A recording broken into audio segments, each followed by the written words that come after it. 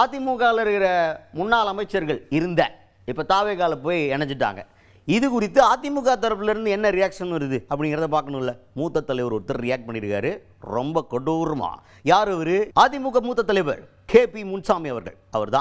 அவர் என்ன சொல்கிறார் அப்படின்னு பார்த்தீங்கன்னா, ஆதவ அர்ஜுனா அவர்களுக்கு கண்டனத்தை பதிவு செய்திருக்கிறார். ஏன் அப்படின்னா, இந்த இணைப்பு நிகழ்வு நடந்துச்சுல, அதில் ஆதவ அர்ஜுனா என்னெல்லாம் பேசியிருந்தார் அப்படின்னா, பொதுச் செயலாளர் அவர்கள் அந்த தலைமை ஏற்க முடியாமல் தான் இவங்க வந்துட்டாங்க, அவங்க தப்பான முடிவுலாம் எடுக்கிறாங்க, நம்பிக்கையெல்லாம் போயிடுச்சு அதிமுக பொதுச் செயலாளர் எடப்பாடி பழனிசாமி அவர்கள் மீது, அதனால் நம்மக்கிட்ட வந்துருக்கிறாங்க.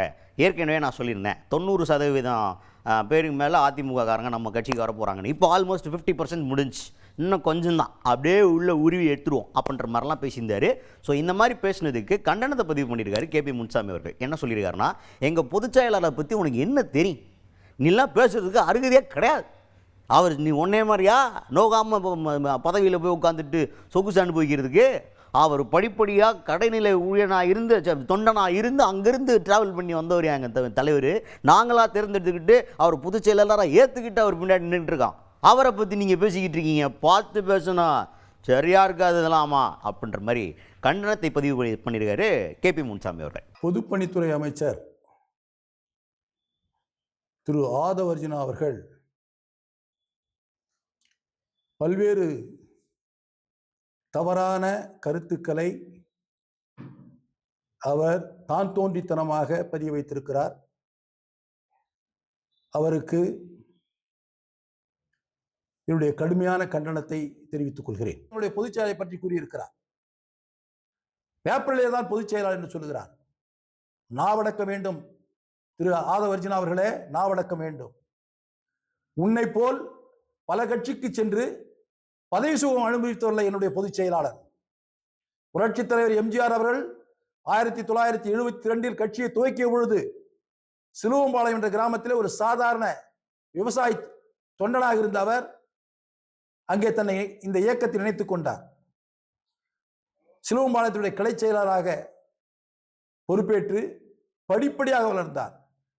72 கட்சியில் இணைந்தவர் கிட்டத்தட்ட 54 ஆண்டு காலமாக ஒரே இயக்கத்தில் ஒரு தொண்டனாக, ஒரு கிளைக்கழக செயலாளராக, ஒரு ஒன்றிய செயலாளராக, மாவட்ட கழக செயலாளராக, சட்டமன்ற உறுப்பினராக, நாடாளுமன்ற உறுப்பினராக, அமைச்சராக, கழகத்தினுடைய உயர் பதவிகளில் பல்வேறு பதவிகளில் வகித்து இருவரும் தலைவர்களிடத்திலே நம்பிக்கைக்குரியவராக வந்த பின்பு புரட்சி தலைவி அம்மா அவர்கள் இருக்கின்ற வரை, மறைகின்ற வரை ஒரு நம்பிக்கைக்குரிய ஒரு தொண்டனாக திகழ்ந்தவர்.